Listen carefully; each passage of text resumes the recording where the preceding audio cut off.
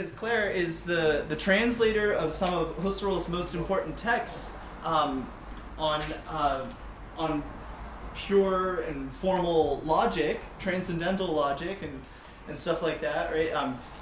Those titles I can tell you are Logic and General Theory of Science, for instance, and Introduction to Logic and Theory of Knowledge, respectively. Those are in English. Claire's translations came out in 2019 and 2017 or something like that. No, I think 28, you could say. Something like that. 2008, In any case, and I think 2009. Claire has so many works before that of her own, her own thinking, and has contributed to so many interesting volumes. I was really looking forward to Claire being here and being a part of this because she's like the world expert on all that Frege, Quine, Russell relationship to Husserl. You should say right now, I call it FRQ, that's freak. FRQ. And the Freakle, Frege, Quine, Frege, Russell, Quine logic. Yeah. It's Freakle. They need an acronym, that list. Yeah. Okay, so I'm... Okay, is that sufficient? I mean, Claire's amazing. So let me hand it over to her so she can take it from there. I don't know. Can you put it on your thing? I think. Claire is low tech. And you're going to have a pre-tech talk. So, okay. I am here because Randy Dybel asked me to suggest to you some connections between Edmund Husserl's theories about what he called the strange world of the purely logical, of which I have written a lot. I made a little bit bibliography of 21 published articles, and the laws of form, about which I know little. Husserl was not really the lopsided philosopher commonly perceived by followers and foes alike to have spent most of his life cerebrating only about subjectivity. However, the evidence of his years-long work to lay bare and impart knowledge about the true and ultimate structure of objective reality became buried in the excitement generated by his extensive exploration of the realm of transcendental subjectivity, with which he was so smitten that he did not pursue his theories about pure logic as far as he could have. Indeed, in 1917, he wrote to Hermann Weyl of how, despite all the work he had devoted to form and logic, he had not followed it completely to the end because it had had to be more important to him to develop his ideas about transcendental phenomenology. In 1930, he wrote to Georg Misch of how he had lost all interest in formal logic and all real ontology in the face of a systematic grounding of the theory of transcendental subjectivity. Zealous followers followed suit. So Husserl's pioneering work in formal logic and ontology has not received the attention it deserves, even or especially from his most ardent followers. However, he left intact his austere scheme to come to clarity with respect to the central traits of reality, and since the 1980s, the Husserl Archives has been publishing his lecture courses on logic, theory of knowledge, and science, 2 of which I have translated, which provide material needed to retrieve the map of the world of the purely logical he drew. So lovers of laws of form can now experiment with his scarcely explored theories about what Spencer Brown called a reality independent of how the universe actually appears. If, as he suggested, Spencer Brown, the initial exploration of the basic forms underlying knowledge is usually undertaken in the company of an experienced guide, then Husserl can be such a guide, and his ideas, what Spencer Brown called a key to a world beyond the compass of ordinary description. Against this background, I want to talk about some connections I find between Husserl's and Spencer Brown's theories. Given the time limit, I must aim for pithiness. I hope that not too much gets lost in the wash. First, it is essential to know that Husserl was a mathematician by training, who for decades kept close company with the most outstanding and pioneering mathematicians of his time, namely Karl Weierstrass, Georg Cantor, and David Hilbert and his circle. He was as knowledgeable, if not more so, about the latest developments in mathematics and logic as the makers and champions of modern logic and mathematics, say Frege, Russell, and Quine, who were embraced by the Anglo-American philosophical establishments which controlled those fields and philosophy in general in English-speaking countries during the 20th century. Second, Spencer Brown stated that his conscious intention in writing Laws of Form had been the elucidation of an indicative calculus. Husserl obviously could not have used that notation, but it is not well known that he did use symbolic notation.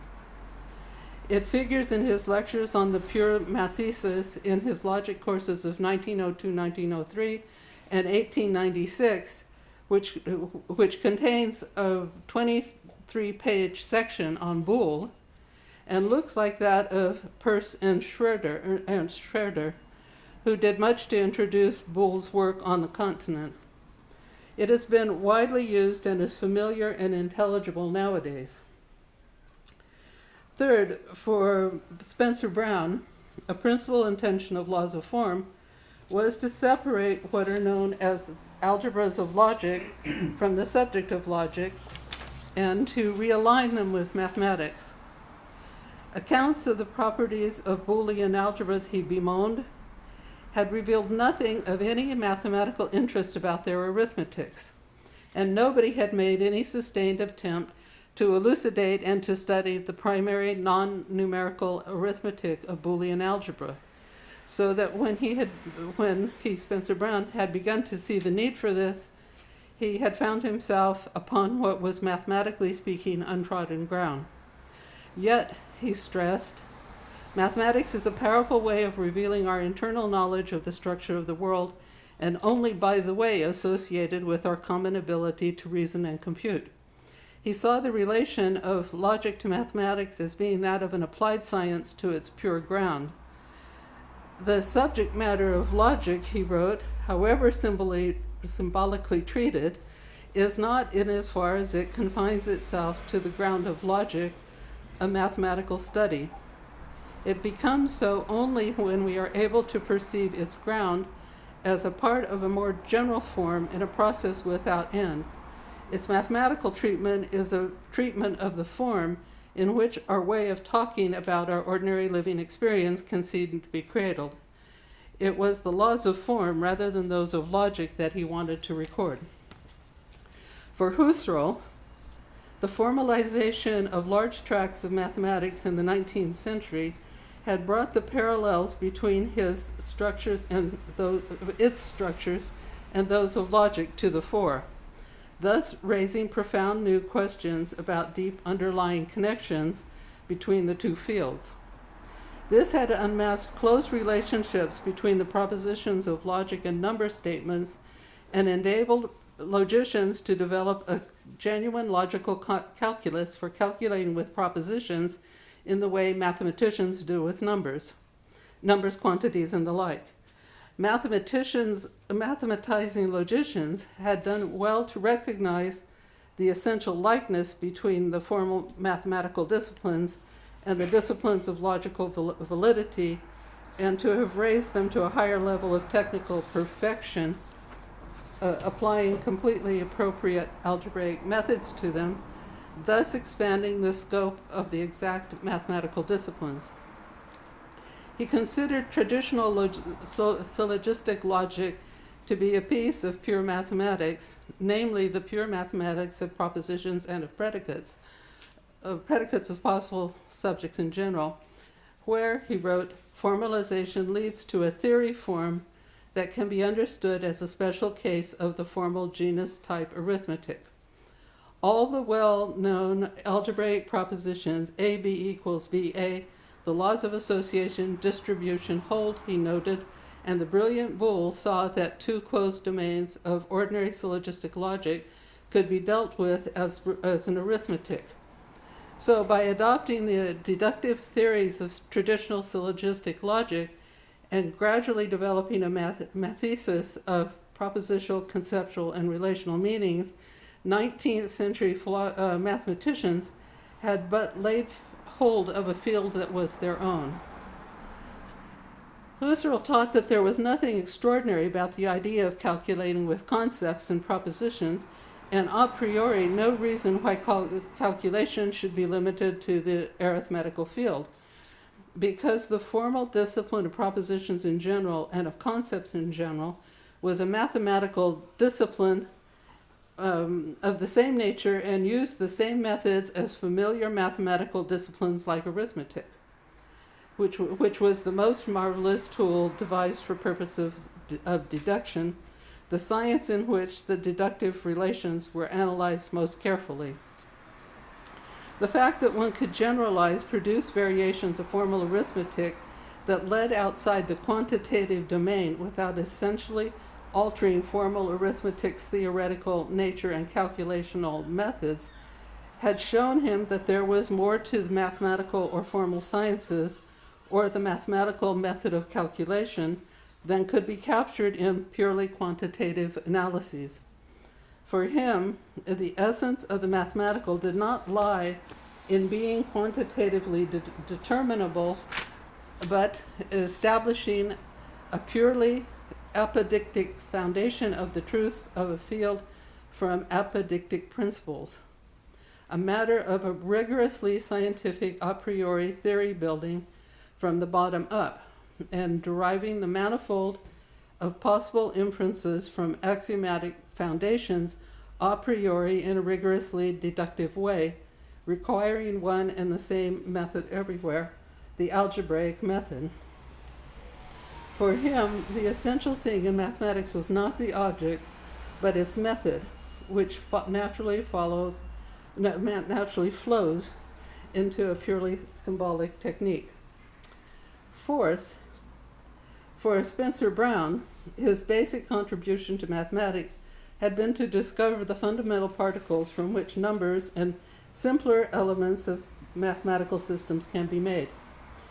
For Husserl, the concept of number was a paradigm of a purely logical concept, namely a concept which is not limited to a special field of objects, but relates to objects in general in the most universal ways, which not only can and does figure in all the sciences, but is common and necessary to all sciences, because it belongs to the ideal essence of science in general.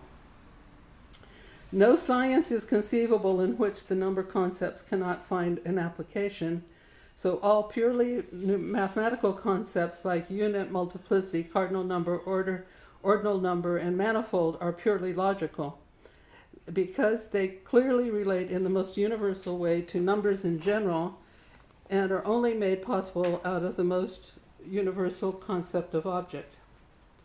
Since each and everything can be counted as one, to conceive the concept of number, or any arbitrarily defined number, we only need the concept of something in general. One is something in general.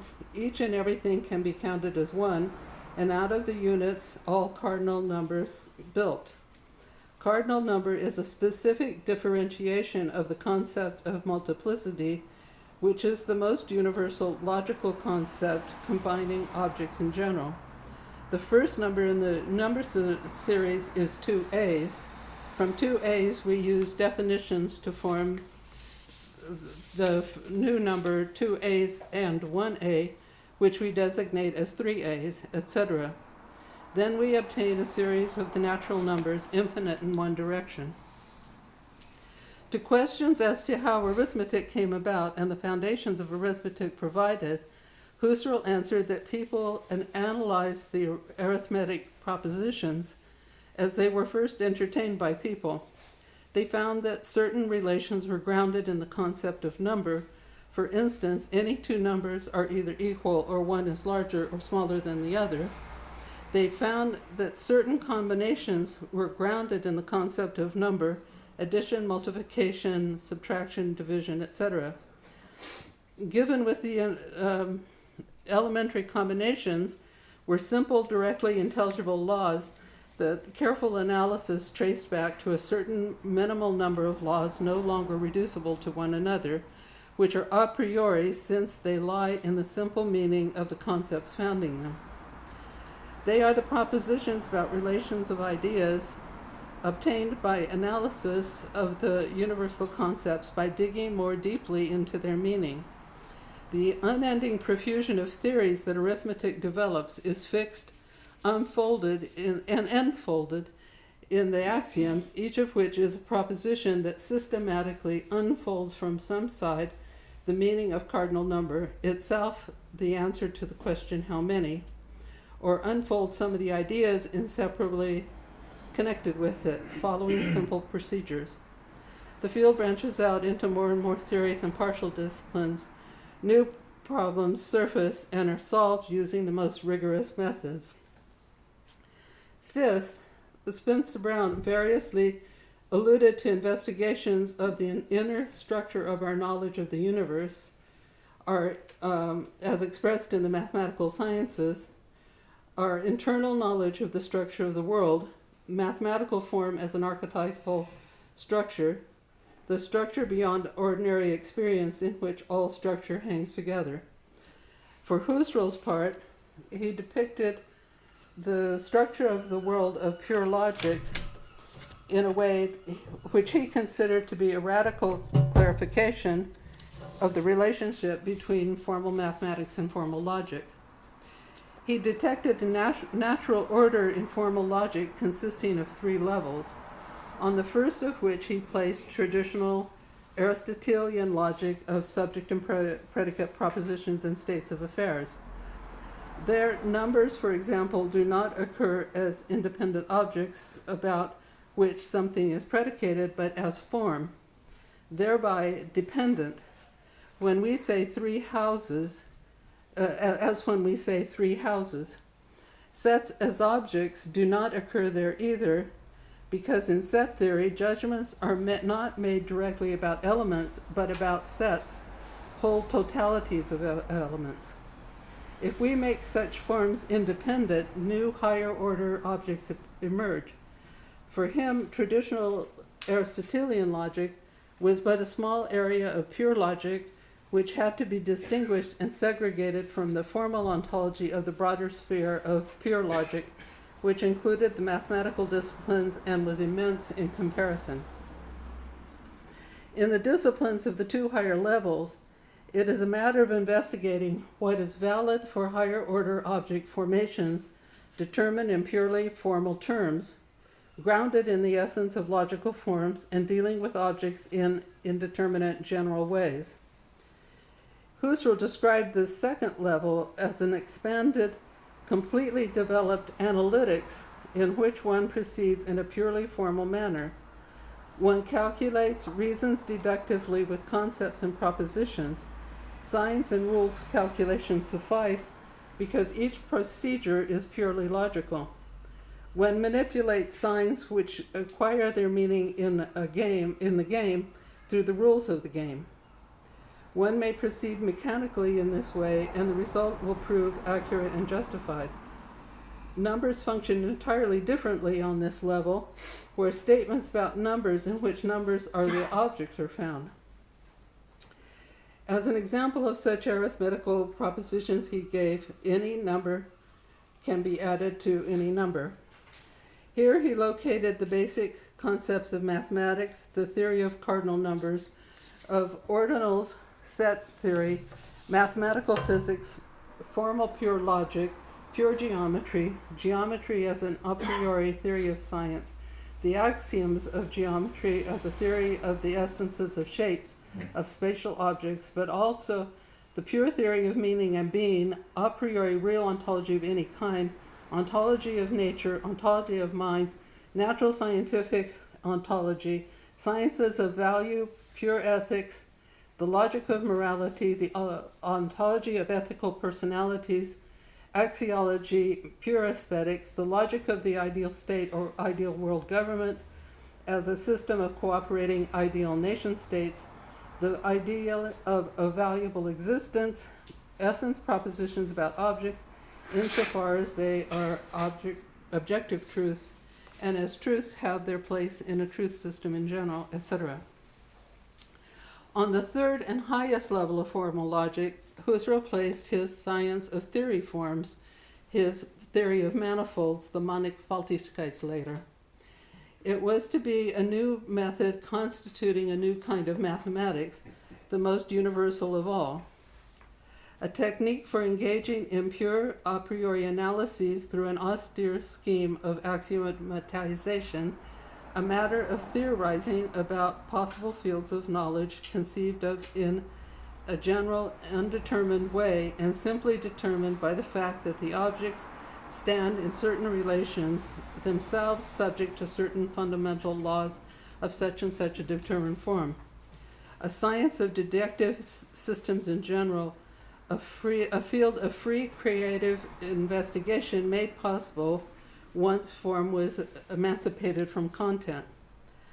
One is free to reason completely on the level of pure forms where systems can vary in different ways. One finds ways of constructing an infinite number of forms of possible disciplines. His manifolds were to be pure forms of possible theories, which, like molds, are totally undetermined as to their content and not bound to any concrete interpretation, but to which one must conform in order to be thought and known in a theoretical manner. Only a form is defined. It exists insofar as it is correctly defined, insofar as the axiom forms are ordered in such a way as to contain no formal contradictions, no violation of analytic principles. For example, one speaks of numbers in the formal sense, but one does not mean cardinal numbers, quantitative numbers, or anything of the kind, but anything for which formal axioms of the arithmetical prototype hold. If we drop the cardinal number meaning of the letters in the ordinary theory of cardinal numbers and substitute the thought of objects in general for which axioms of arithmetical forms are to hold, we no longer have arithmetic, but a purely logical class prototype of theory forms which, besides innumerably many possible domains, the domain of cardinal numbers is also subject. For cardinal numbers, a b equals ba holds. In constructing a manifold, though, one may just as well stipulate ab does not equal ba. He suggested this meaning for the theory of non-Euclidean manifolds.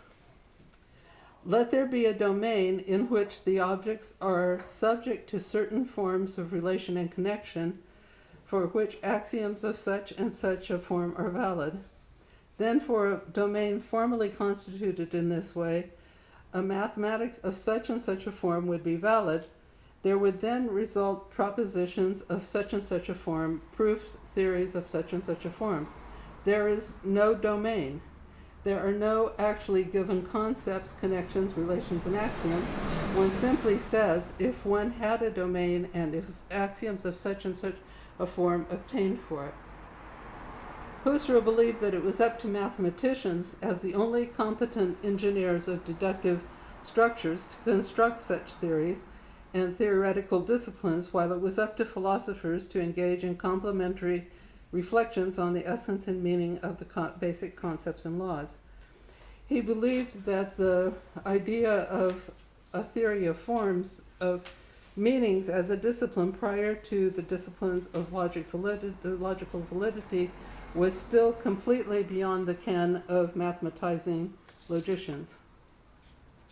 Sixth, Spencer Brown stressed that by failing to make use of the crucially important fact that a calculus and its interpretation are distinct, one cuts oneself off from readily available forms of simplification, one of them frequent in mathematics being the underlying use of a construction that is devoid of interpretation in the particular application, but can be used to shorten the way to an answer to it. As an example, he gave the square root of -1. He said that perhaps the most significant thing about his calculus from the mathematical angle was that it enabled one to use complex values in the algebra of logic, which are the analogs in ordinary algebra to complex numbers, where they accepted as a matter of course, the more advanced techniques being impossible without them. Yet, in Boolean algebra, and thus in all our reasoning processes we disallow them. He had seen how their Boolean counterparts worked perfectly well in practical engineering, but like the first mathematicians to use square roots of negative numbers, had felt guilty about using them because he could see no plausible way of giving them respectable academic meaning. But he was quite sure there was a perfectly good theory would support it if he could only think of it. So he extended the concept of imaginaries to Boolean algebra so that a valid argument might contain 4 classes of argument: true, false, meaningless, and imaginary. Something he saw as having profound implications for mathematics, logic, philosophy, and even physics. That imaginary values could be used to reason towards a real and certain answer, combined with the fact that they were not being used so in mathematical reasoning, and with the fact that certain equations plainly could not be solved without them, he reasoned, meant that there must be mathematical statements whose truth or false is in fact perfectly decidable, that cannot be decided by the methods of reasoning to which we have hitherto restricted ourselves. If we confine our reasoning to the Boolean equations of the first degree only, we should expect to find theorems that will always defy decision, and the fact that we do find such theorems in common arithmetic may serve here as a practical confirmation of this obvious prediction. For his part, Husserl maintained that his chief purpose in developing his theory of manifolds had been to find a theoretical solution to the thitherto unclarified problem of imaginaries, to how in the realm of numbers impossible, non-existent, meaningless concepts could be dealt with as real ones. In the early 1890s, he wrote to Carl Stumpf of how, in trying to understand how operating with contradictory concepts could lead to correct theorems, he had found that for imaginary numbers like the square root of 2 and the square root of -1, it was not a matter of the possibility or impossibility of concepts. Through the calculation itself, its rules as defined for such numbers, the impossible fell away, and a genuine equation remained. One could calculate again using the same signs but referring to valid concepts, and the result was again correct. The calculation remained correct if it followed the rules, even if one wrongly imagined that what was contradictory existed, or even held the most absurd theories about the content of the corresponding concepts of number. So this must be the result of the signs and the rules. He saw his theory of manifolds as being the key to the only possible solution to that problem. Understanding the nature of theory forms had shown him how reference to impossible objects could be justified. It was formal constraints banning meaningless expressions, meaningless imaginary concepts, reference to non-existent and impossible objects, that was restricting theoretical deductive work, but resorting to the infinity of pure forms and transformation of forms freed one from such conditions, and explained why, having used imaginaries, what is meaningless must lead not to meaningless but to true results. There are no negative numbers in the arithmetic of cardinal numbers, because the meaning of the axioms is so restrictive as to make subtracting 4 from 3 nonsense. Irrational numbers, the square root of -1, are meaningless there, and so on. We cannot arbitrarily expand the concept of cardinal number, but we can abandon it and define a new, pure, formal concept of positive whole number with a formal system of definitions and operations valid for cardinal numbers. And this formal concept of positive numbers can be expanded by new definitions while remaining free of contradiction.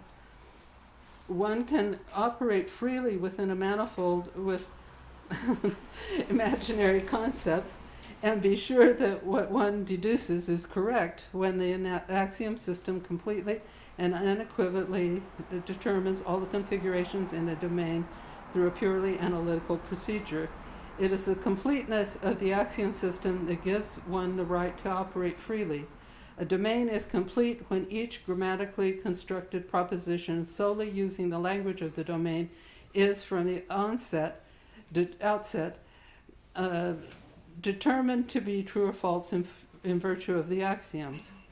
Seventh, to make mathematical logic conform with the logic of Aristotle, Spencer Brown thought Russell and Whitehead introduced the theory of types, an arbitrary principle that effectively forbade all arguments that would have to be represented by equations of a degree higher than unity.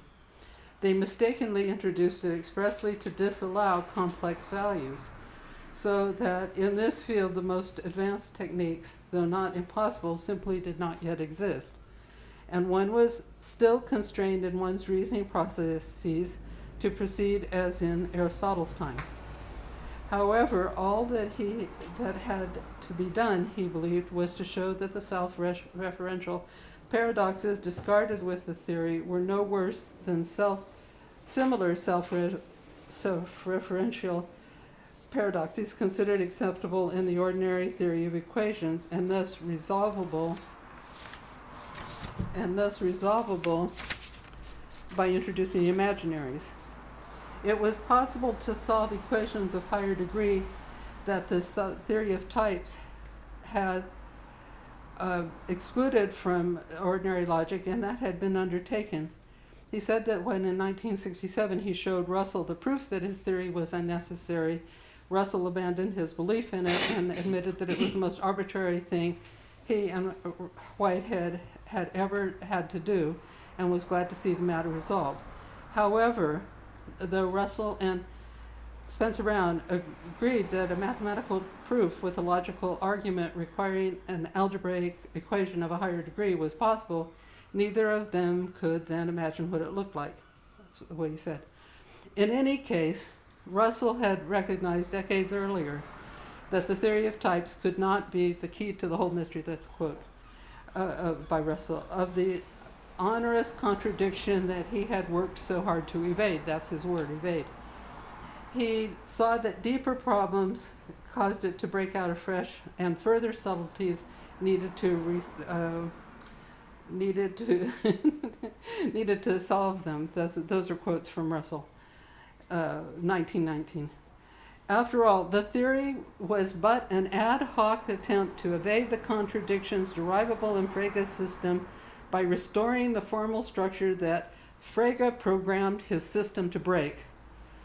Frege had placed the need to lay hold of self-subsistent independent objects at the heart of his system in a way that forced him to devise a law to let him pass from a concept to its extension, something which he believed was forbidden by the basic difference between first and second level relations. His words, those quotes. Yet he temporarily convinced himself that he might assume, this is quoting Frege, an improvable law to legitimate the illicit transformation. Russell said that the contradiction had taught him that classes could not be independent entities, in the same sense in which things are things, that if a word or phrase that is devoid of meaning is wrongly assumed to have an independent meaning, false abstractions, pseudo-objects, paradoxes, and contradictions were apt to result. Along with his theory of definite descriptions, no classes theory, axiom of reducibility, the theory of types was just one of his various attempts to get rid of the contradiction generating imaginary objects that Frege's system generates. However, he believed that, this is a quote, without a single object to represent an extension, mathematics crumbles. As if mathematics would crumble because some thinkers had devised some bad theories. And in comparison, for Husserl, as seen, sets and classes were not independent entities occurring in traditional Aristotelian logic, but higher order object formations figuring on the second level of formal logic, because in them judgments were not made directly about elements, but about sets, whole totalities of elements. In fact, Frege, Russell, and Husserl all concluded that the essential differences between dependent and independent meanings were of the highest importance. This is a quote from Frege, inviolable and founded in the deep nature of things. So that antinomies, contradictions, paradoxes, fallacies, nonsense, confusion, absurdity, mysteries would inevitably result were they not respected.